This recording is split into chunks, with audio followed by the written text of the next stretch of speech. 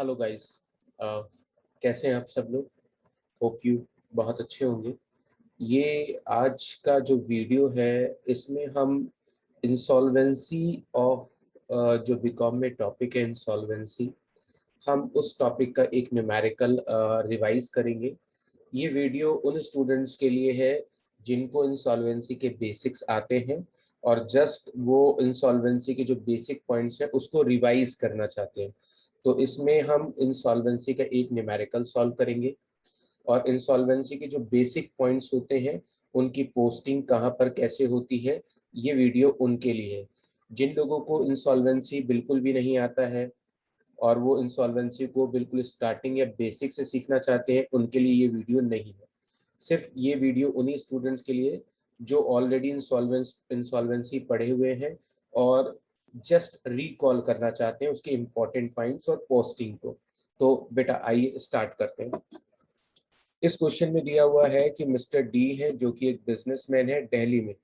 तो mister D एक businessman है दिल्ली में और ये बिजनेसमैन है दिल्ली में और ये इंसॉल्वेंट हो गए हैं लॉसेस की वजह से, यानी इनके बिजनेस में इनको लॉसेस हो गए हैं जिसकी वजह से ये इंसॉल्वेंट हो गए हैं। आप जानते हो इंसॉल्वेंट का मतलब होता है जो बिजनेसमैन फाइनेंशियली वीक हो गया है और अपनी लाइबिलिटीज को पे ऑफ नहीं कर पाता, उसको हम इंसॉल्वेंट कहते हैं। तो जो बिजनेसमैन एंटरप्रीनियर फाइनेंशियल क्राइसिस की वजह से अपनी लाइबिलिटीज को पे करने में कैपेबल नहीं है, उसको हम इंसॉल्वेंट कहते हैं। इंसॉल्वेंसी के केस में हमको दो स्टेटमेंट बनाने होते हैं, एक हम बनाते हैं स्टेटमेंट ऑफ अफेयर और एक हम बनाते हैं डेफिशिएंसी अकाउंट। हमें दो बनाने होते हैं, एक स्टेटमेंट ऑफ अफेयर और एक डेफिशिएंसी। मैं थोड़ा सा फॉर्मेट रिकॉल करा देता हूँ। ये हमारा कॉलम होता है, सबसे पहला कॉलम ग्रॉस वैल्यू का। यहाँ पे हमें टोटल लाइबिलिटी की वो वैल्यू लिखनी है जो हमें पे ऑफ करनी होती है। लाइबिलिटीज लिखते हैं, यहाँ पर हमने लाइबिलिटीज को टोटल 4 पार्ट्स में डिवाइड किया है। अनसिक्योर्ड क्रेडिटर यानी जिनसे हमने पैसा बोरो कर लिया है विदाउट एनी सिक्योरिटी, यानी उनके पास सिक्योरिटी के नाम पर हमने कोई भी डिपॉजिट नहीं रखा है। फुल्ली सिक्योर्ड क्रेडिटर का मतलब होता है जिनसे हमने इतना पैसा उधार लिया है, जितना उधार लिया उससे ज्यादा की सिक्योरिटी रखी है। सपोज करिए मैंने ए से 1 लाख रुपए का लोन लिया है लेकिन उसके पास अपनी 5 लाख रुपए की बिल्डिंग सिक्योरिटी के तौर पे जमा करा रखी है। तो 1 लाख का लोन है और प्रॉपर्टी 5 लाख की सिक्योरिटी पे रखी है, तो इसे कहते हैं फुल्ली सिक्योर्ड क्रेडिटर। तीसरे नंबर पे आते हैं सी कैटेगरी में पार्टली सिक्योर्ड क्रेडिटर, यानी जिनसे हमने लोन लिया है लेकिन सिक्योरिटी की अमाउंट कम है। मान लीजिए मैंने किसी से 1 लाख रुपए उधार लिए और उसके पास अपनी 50,000 रुपए की बाइक सिक्योरिटी के तौर पर रखी हुई है। तो 1 लाख का लोन है और सिक्योरिटी के तौर पर 50,000 की बाइक है, तो यानी ये पार्टली सिक्योर्ड हो गया। और चौथे नंबर पे आता है प्रेफरेंशियल क्रेडिटर, यानी जिनको सबसे पहले पैसा पे करना होता है।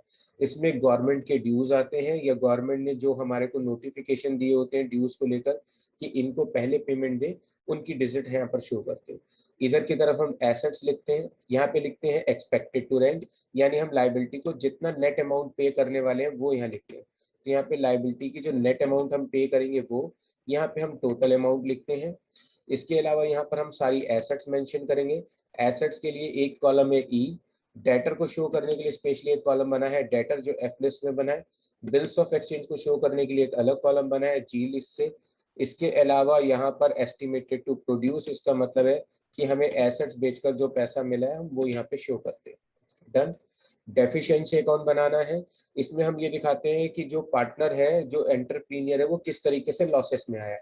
यहाँ पर हम उसकी कैपिटल मेंशन करते हैं, यानी इस साइड हमारे उसके प्रॉफिट्स आएंगे, यानी जो भी उसको बिजनेस में फायदे हुए थे वो हम इधर लिखेंगे और जो बिजनेस में उसको लॉसेस हुए उनको हम यहाँ शो करते हैं। तो यहाँ पर हम ड्राइंग्स को शो करते हैं। इसके अलावा लॉस, इसके अलावा एसेट्स या लाइबिलिटीज को पे ऑफ करने में जो हमें लॉसेस हो रहे हैं वो मेंशन करेंगे। इधर की तरफ यहाँ पे कैपिटल, बिजनेस में जो उसे प्रॉफिट हुए हैं, अगर एसेट्स और लाइबिलिटीज को रियलाइज करने से कोई प्रॉफिट हुआ है तो वो हम मेंशन करेंगे। देन अगर दोनों साइड का टोटल इक्वल आ रहा है तो हम ये सोचेंगे, हम ये समझ लेंगे कि हमने जो सॉल्यूशन किया है वो बिल्कुल ठीक है। तो बेटा स्टार्ट करते हैं क्वेश्चन को। बेटा देखिएगा सबसे पहले हमको क्वेश्चन में कैपिटल दिया हुआ है, तो कैपिटल को हम कहाँ लिखते हैं, डेफिशिएंसी अकाउंट के टू साइड में। यहाँ पे हमने कैपिटल मेंशन कर दिया।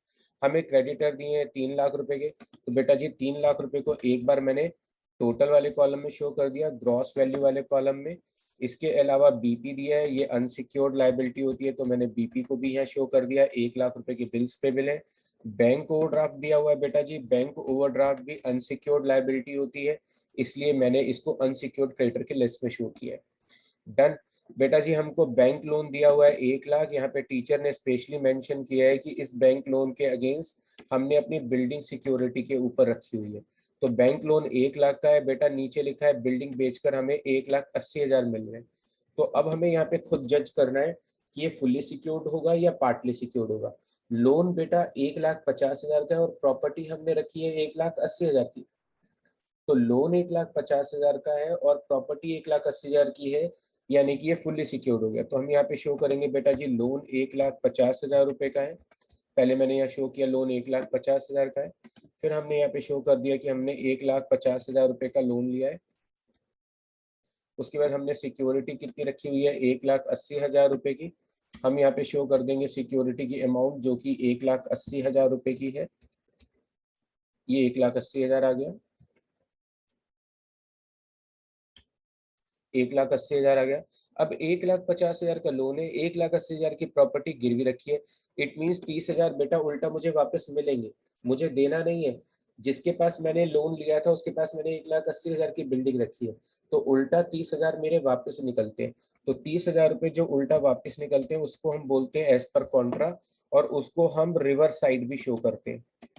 यानी कि ये 30,000 रुपए मैं यहाँ पे रिवर्स साइड शो करूंगा, 30,000 रुपए सरप्लस एज पर कॉन्ट्रा, यानी इतने पैसे मैं शो कर रहा हूँ कि मैं रिकवर कर लूंगा। डन। तो 1,50,000 का लोन, 1,80,000 की सिक्योरिटी, 30,000 उल्टा रिवर्स मिलेंगे, वो मैंने यहाँ शो कर दिया। उसके बाद बेटा मेरे को बैलेंस शीट में जाते हैं, वापिस से एक और लोन दिया हुआ है, और इस बार जो मुझे लोन दिया है उसके अगेंस्ट हमने मशीनरी सिक्योरिटी पे रखी हुई है। अब बेटा जी 50,000 का लोन है, नीचे लिखा है मशीन को बेचने से कितना पैसा मिलेगा। मशीन को बेचने से बेटा जी 40,000 रुपए मिल रहे हैं। लोन बेटा जी 50,000 का है, मशीन बेचने से 40,000 मिलेंगे, यानी मैंने लोन तो ज्यादा डिजिट का लिया हुआ है और प्रॉपर्टी जो मैंने रखी है वो कम डिजिट की है। तो यहाँ पर मैं कितना शो करूंगा 50,000 रुपए, ये मेरा 50,000 रुपए का लोन हो गया। इसके अलावा मेरे पास जो सिक्योरिटी है वो कितने रुपए की रखी है 40,000 रुपए की, ये मैंने 40,000 यहाँ शो कर दिए। अभी इसमें से मुझे 10,000 रुपए देने पड़ेंगे, तो मैंने 10,000 जो बचे हुए हैं वो मेन कॉलम में लिख दिए। ये 50,000 का लोन है, 40,000 देने हैं, 10,000 अभी मेरे को और पे करने हैं। उसके बाद आते हैं बेटा जी प्रेफरेंशियल क्रेडिटर है। प्रेफरेंशियल क्रेडिटर के बारे में आप जानते हो कि जो प्रेफरेंशियल क्रेडिटर है उनको सबसे पहले पेमेंट मिलती है, तो मैं यहाँ पे शॉर्ट फॉर्म में PRFCRD क्रेडिटर लिख देता हूँ और उनकी अमाउंट शो कर देता हूँ 40,000 रुपए। इनकी अमाउंट को कभी भी आउटर कॉलम में नहीं लिखते हैं क्योंकि इनको VIP ट्रीटमेंट मिलता है और इनकी सबसे पहले पेमेंट होती है। डन। ये हमारी लाइबिलिटीज फिनिश हो गई। कैश एसेट साइड में बेटा कैश दिया हुआ है 20,000। मैं यहाँ पे दिखा देता हूँ कि एसेट्स रियलाइज करने से कैश से पूरा अमाउंट मिला 20,000 का। उसके बाद बेटा जी हमको डेटर 80,000 है, नीचे लिखा है डेटर बेच के 40,000 मिले हैं। डेटर बेटा जी 80,000 रुपए के हैं, बेचकर हमको 40,000 रुपए मिले हैं। फाइनली मुझे डेटर पे 40,000 का लॉस हुआ है। अगर एसेट्स बेचने पर लॉस हो रहा है तो उसे हम डेफिशिएंसी अकाउंट के 2 में शो करते हैं। ये देखिए मैंने यहाँ शो कर दिया। मशीन बेटा जी 2,20,000 की है, उसे बेचने से 1,80,000 मिले, तो बिल्डिंग बेचने पे 40,000 का लॉस हुआ है, उसको भी मैंने यहाँ पे मेंशन कर दिया 40,000 का लॉस है। मशीन 1,00,000 रुपए की है, बेचने से 40,000 रुपए मिले हैं, तो मशीन बेचकर बेटा जी कितने रुपए मिले हैं सिर्फ 40,000, और वो लॉस हुआ है मुझे 60,000 रुपए, वो मैंने यहाँ पे लिख दिया। और जो मशीन बेचने से पैसे मिले बेटा जी उसको मैं यहाँ शो नहीं करूंगा। क्यों नहीं शो करूंगा बेटा जी, वो मैं यहाँ शो कर चुका हूँ। मशीन के अगेंस्ट मैंने जो है लोन लिया हुआ था और उसको मैं यहाँ पे शो कर चुका हूँ। ये जो मैंने अभी हाईलाइट किया है 40,000 रुपए, ये मशीन की अमाउंट है जो मैंने सिक्योरिटी पे रखी हुई थी 50,000 के लोन के अगेंस्ट, इसलिए मैंने मशीन की वैल्यू को यहाँ नहीं लिखा। हम यहाँ पर केवल उन एसेट्स को शो करते हैं जो हमने सिक्योरिटी पे नहीं रखी है।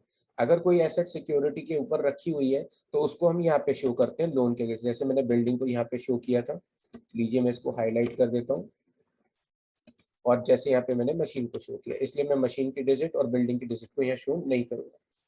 आगे चलेंगे बेटा जी, फर्नीचर 60,000 रुपए का है। 60,000 के फर्नीचर को बेचने से 25,000 मिले, मैं यहाँ पे 25,000 रुपये लिख देता हूँ।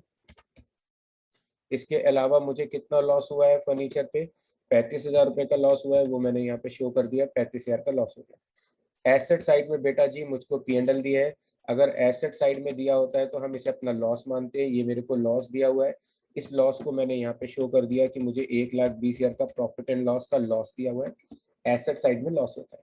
ड्राइंग दी हुई है बेटा जी 1,40,000 रुपए की, मैंने यहाँ पे लिख दिया 1,40,000। सर हमें कैसे पता रहेगा कि प्रॉफिट है या लॉस है? बेटा एसेट साइड में अगर P&L दिया है तो ये लॉस है, और अगर लाइबिलिटी साइड में अगर P&L दिया हो तो ये प्रॉफिट होता है, ये आपको याद रखना है। अब हमने बैलेंस शीट में आने वाली सभी आइटम लिख ली। फर्स्ट हमारी एडजस्टमेंट डन है।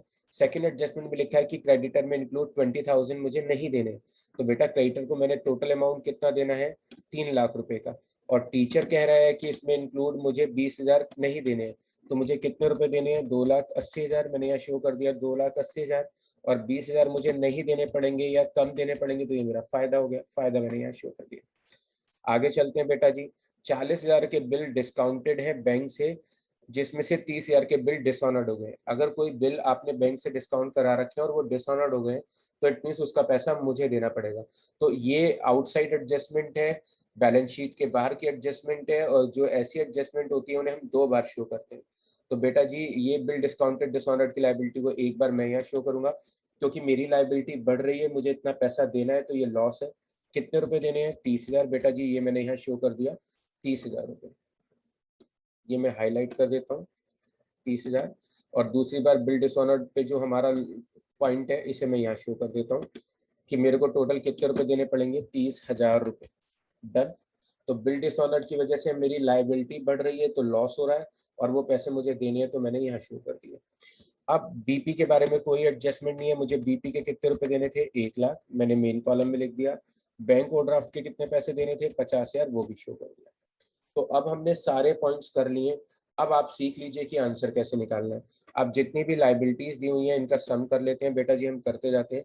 देखिए इसका सम है 2,80,000 प्लस 1,00,000, तो 380, प्लस 50 करेंगे तो 430, 430 में 30 जोड़ेंगे तो 460, 460 में बेटा जी 10 जोड़ेंगे तो 470, और ये मेरे पास टोटल आ गया यहाँ पे 4,70,000। मैंने यहाँ पे सॉरी,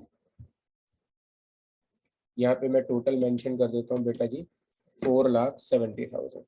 ये मेरा टोटल आ गया 4,70,000, यानी मेरे को टोटल कितना पैसा देना है, 4,70,000 रुपया देना है पब्लिक का। अब मेरे पास एसेट बेच के कितने पैसे मिले बेटा जी, 25,000 रुपीज प्लस 20,45 प्लस 40,85, 85 में 30 जोड़ूंगा 1,15,000। मेरे पास सारी एसेट बेचकर पैसे कितने मिले हैं बेटा जी, 1,15,000। मैंने यहाँ पे शो कर दिया मेरे पास एसेट बेच के पैसे मिले हैं 1,15,000। सबसे पहले किसकी पेमेंट करेंगे, प्रेफरेंशियल क्रेडिटर की। मैं 40,000 प्रेफरेंशियल क्रेडिटर के अब माइनस करने जा रहा हूँ। 1,15,000 में से 40,000 पे करने के बाद और लाइबिलिटीज के लिए मेरे पास पैसा बचेगा 75,000। बेटा देना है 75,000, और मेरे पास पैसे रखे हैं देने के लिए, लाइबिलिटी है 4,70,000। टोटल 4,70,000 देना है, लेकिन एसेट्स बेचकर बेटा पैसा मिला है केवल 75,000। तो यानी कि नेट डेफिशिएंसी जो मैं नहीं दे पाऊंगा, जो पैसा हम क्रेडिटर्स को पे नहीं कर पाएंगे एट द एंड, उसको बोलेंगे डेफिशिएंसी। तो कितना निकलेगा, 3,95,000। ये मेरी डेफिशिएंसी आ गई है। मैं इसको हाईलाइट कर रहा हूँ क्योंकि मुझे इसकी पोस्टिंग आपको दिखानी है। ये आ गया, थोड़ा ज्यादा हाईलाइट हो गया, इसको ग्रीन से मेंशन कर देता हूँ।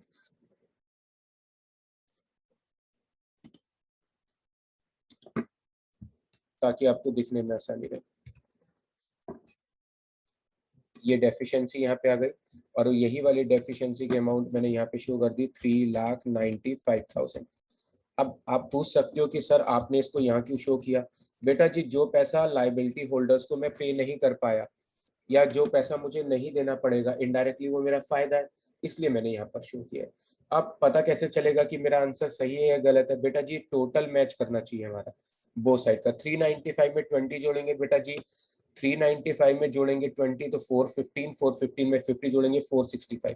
इस साइड का सम आ रहा है 4,65,000। ऐसे ही मैं अब इस साइड का सम करूंगा और देखूंगा कि क्या मेरा साइड का सम इसके इक्वल आ रहा है या नहीं आ रहा। 1,40,000 में 1,20,000 जोड़ेंगे 260, 3,00,000, 4,00,000, 435, 465। सम आ रहा है बेटा जी 4,65,000। तो होप यू बेटा इस क्वेश्चन से या इस वीडियो से आपको इंसॉल्वेंसी के जो पॉइंट्स हैं, जो इंसॉल्वेंसी अकाउंटिंग का आपका चैप्टर है बीकॉम में, उसके सारे जो बेसिक्स पॉइंट है वो रिवाइज हो गए होंगे। तो ये वीडियो आपके बेसिक पॉइंट्स को रिवाइज करने के लिए बनाया था। होप यू बेटा इस वीडियो से आपको सारे बेसिक पॉइंट रिवाइज हो गए होंगे।